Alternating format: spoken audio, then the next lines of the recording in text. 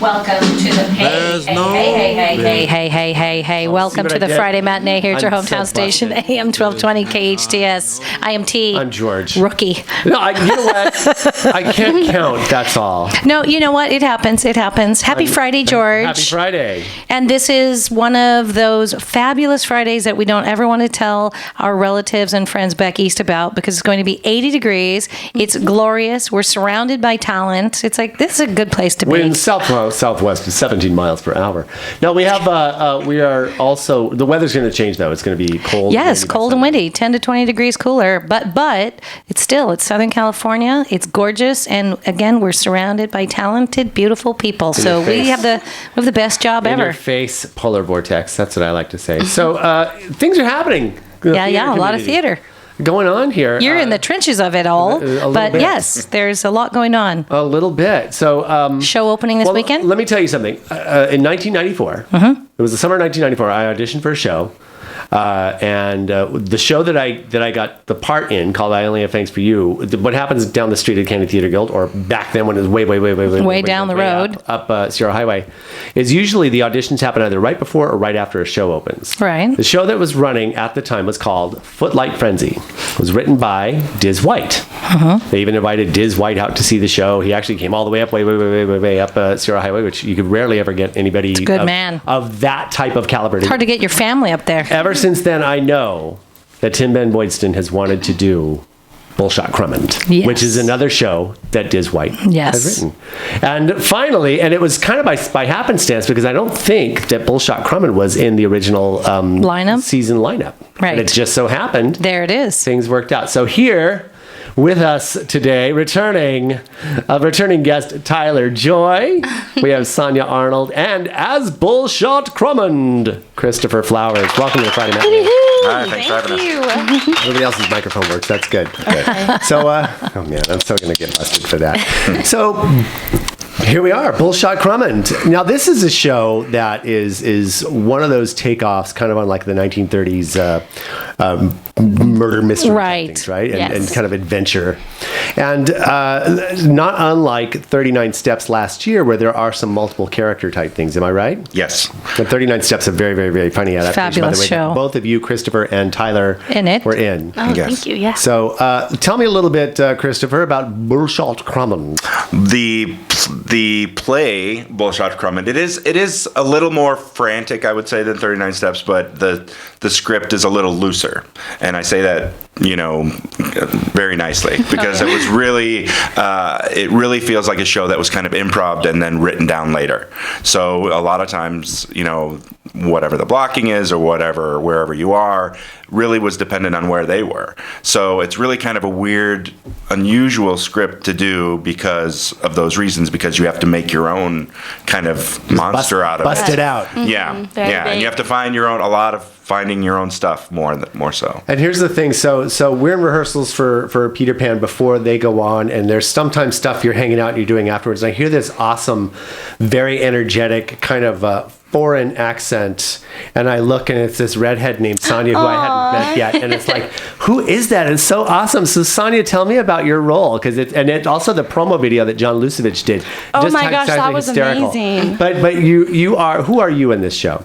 I play the female evil villain, Lenya von Bruno. Lenya von Bruno. Yes, there's two of us. There's Otto von Bruno, and then there's me, so we're like a team. Otto, who is played by Barry Egan, who is a CTG veteran as well. Yes. And then will you give us a little of the voice that drew him in? Okay. What should I say? Well, tell us where you are today. Okay, I am Lenya von Bruno, and I am at KHTS. And what is our website? Hometownstation.com. I love the movements too. Yeah. And Tyler Joy returning as so many times. Always a pleasure to see you on stage. And who are you in this? I play Miss Rosemary Fenton. She is the professor's daughter, and she ends up going on a bunch of adventures with Captain Crummond. Captain Crummond. Captain Crummond. I love that. Crummond, yeah. and we have Wade Bradford, who is also in the show. Oh, yeah. Now, is that the only four, or am I missing anybody else? And Barry. And Barry, okay. Mm-hmm. No, I'm in AM radio, so I can look out. So this is very exciting. Tell me a little bit now. Chris, you're talking about it's kind of an improv style. What do you have to fill in? I mean, is it? I haven't seen the script. The original Bullshot Crumman, the character was written as a very young, athletic, slim Olympic athlete type, which I am not. So a lot of those changes physically are kind of important to that. Also, a lot of the changes, like what we improv, our director Randy is very, very good about just letting us kind of go, free leash acting. So like he will let us just do whatever we want. It's very nurturing, and it's very it's a really encouraging way to work. So is it basically you have your character development, you know who you are, you know your background, and then you know your motivation, you know your storyline, and then how you get there is kind of up to you. Yeah, and you never know what's going to come out of somebody's mouth, especially on the early stages, so that makes it a lot of fun. We have Wade Bradford outside the studio right now, waving in. So great. Nobody invited me to this thing. So anyway, the character. Oh, hi, Wade. The character. Hey, Wade. This just got really awkward. I meant to put the No Wade sign up. Hello. That's what he sounds like. Wade Bradford, welcome to the Friday Matinee. Hello. Let's finish before we were so rudely interrupted. No. So a lot of the things that we need to fill in just have to do with, we really didn't know. I mean, we watched the play that was originally put on in the 80s. I know that there was a movie version. I'm not sure that we watched that by choice, just because we wanted to keep it stage correct. So it really depended on, where they were. A lot of the script also deals with like where they were at the moment. So the lines you have to kind of find how the blocking fits with the script together. A lot more than many other plays that I've done. It sounds like it was a challenging puzzle. It really was in many locations. So Wade Bradford, who do you play in Bullshot Crumman? I play an old man named Professor Fenton and a good friend of Bullshot Crumman's named Algernon. And let's see, who else do I play? I play a policeman. And that's a very short scene that I'm not very good at. Sounds great. Yeah, sounds great. The waiter. And then I play a French waiter, and I play the bad guy, a master of disguise, who's posing as Inspector Scabbard, who has a lisp. A couple assassins. And then I don't want to reveal the last one, but okay. he's the best one. The secret. So a lot of like what you did in 39 Steps last year, to a degree, am I right? Mm-hmm. But wow, so you're just like, okay, I need someone who can play everybody. Get me Wade Bradford. Pretty soon though, it's going to be get me a younger version of Wade. Get me Wade Bradford, only 10 years younger. No, but boom.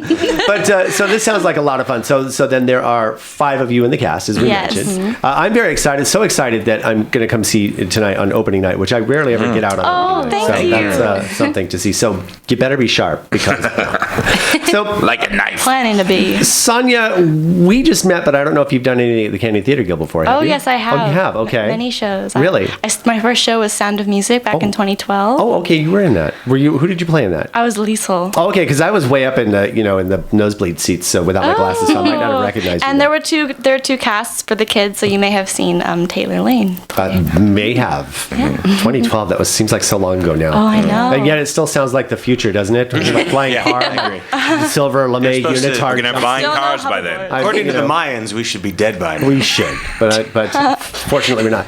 So then, what was it? Now, this is a role that you're playing a villain, but you actually have like the sweetest face in the world. What challenges do you overcome in playing the villainess, or are there? I see your movements and everything, and they're outstanding. Yeah. Is it just mostly in the, It's just putting on the costume, putting on the makeup. It's just I feel like this is you have on your very up my alley in a way, even though I've never done something like this. You've never been a villainess or a bad guy? Not really, no. How does it feel to play the bad guy?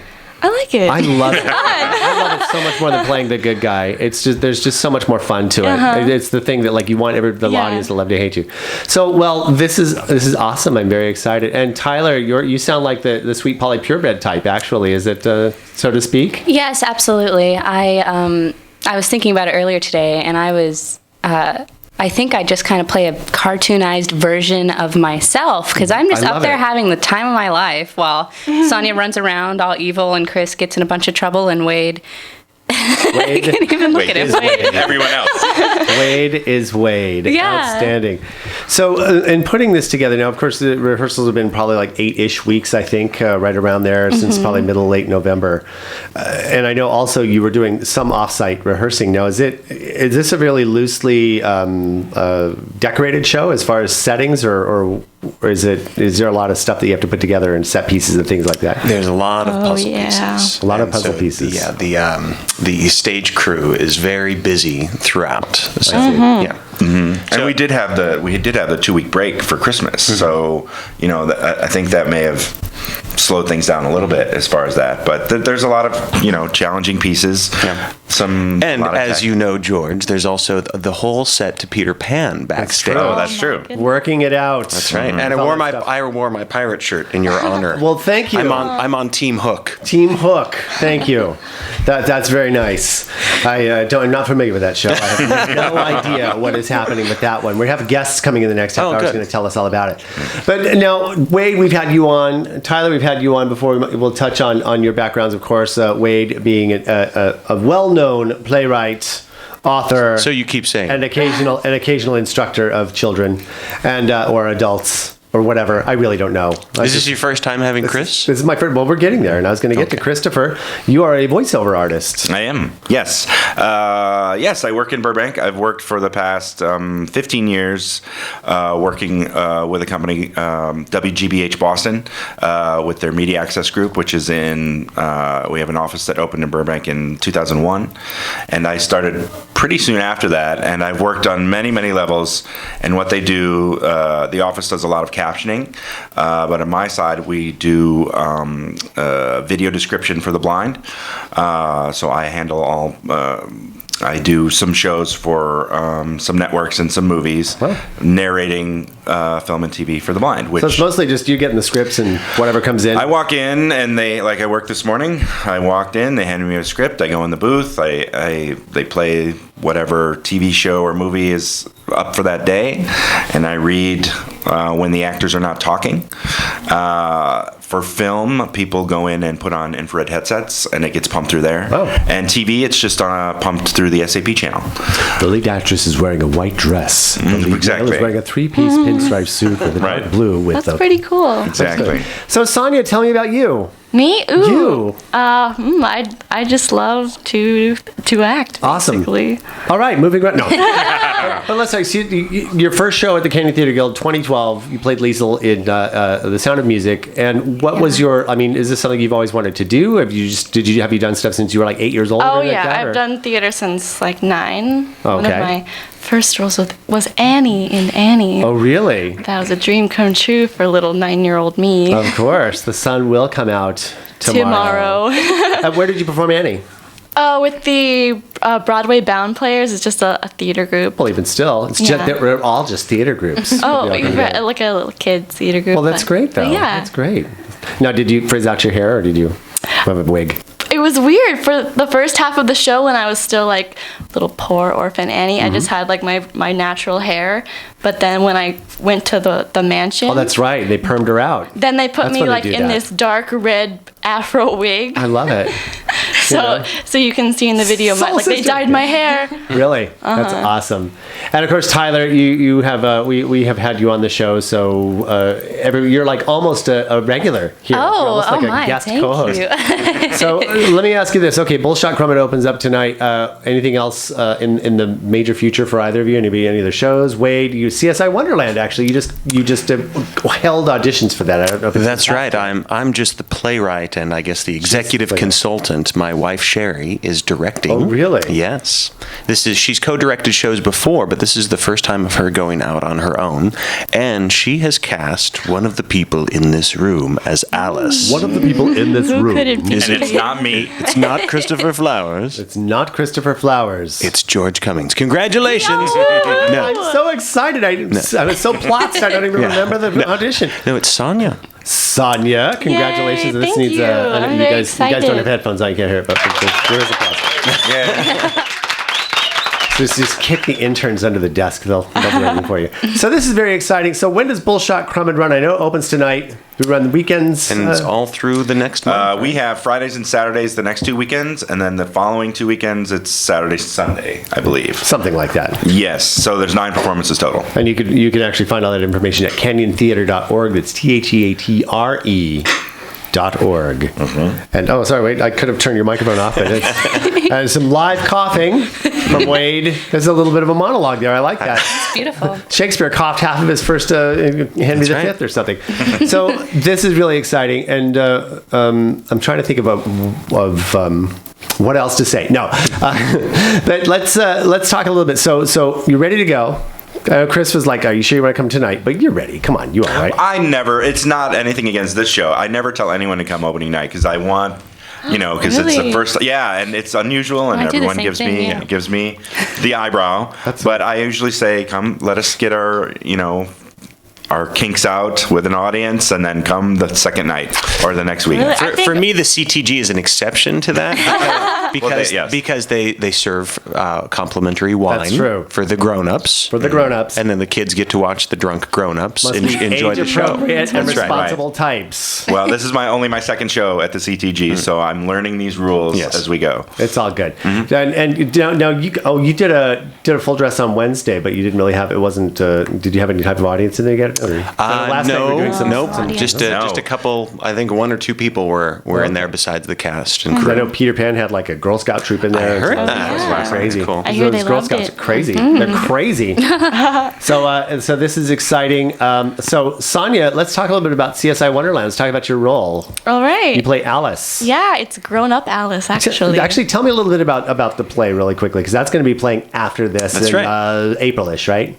Yes, well, it's CSI Wonderland, so it's a mashup of sort of the detective TV genre with the world of Wonderland, and Alice has grown up a little bit, 18 or 19, and she's come to think that the adventures in Wonderland were all just a dream, and then she finds out that it's not, because these fairy detectives have accused her of a crime, and they take her they take her back to Wonderland. And the big mystery is the king has lost his head. Oh. And so they're trying to find out who did that. Try to throw Alice under the bus, Yes. as it were, right? It wasn't me. Oh, man. Wait, this is really exciting for you, because this isn't the first of your plays that has been done at the CTG, but it's one of your newer ones, right? Yes, it's very new. I think it's about a year old, and it's been performed by schools, but this will be the first sort of community or regional theater to do it. Very outstanding, and congratulations to your wife for picking up the Thank you. picking up the mantle. Does this feel good for you? Or are you still going to be there every night going? No, it feels Writers right like, now. that's I feel not how I wrote that inflection. You're missing the inflection. You're gonna be like I that. feel like not as stressed as I do when I'm preparing to direct. So Oh, yeah, man. hopefully that will continue. So directing is 6 months out of your life. Ooh, boy. Tyler, you ever plan on directing or doing anything else? Or you just love to act? Oh my goodness. Well, I've been able And can I to. send you my headshot and resume sometime? Oh, sure. No, I've been able to help Randy, our director for Bullshot Crummond, out. He's let me kind of assistant direct certain shows of his, and that's been a really wonderful learning experience. And it's definitely something I'm interested in. Outstanding. What about But, you, Sonia? yeah. Are you just love being the starlet? Ooh, well, I've choreographed some shows before, that's nice. so I like being on the other side. I like just being in theater, whatever role it is.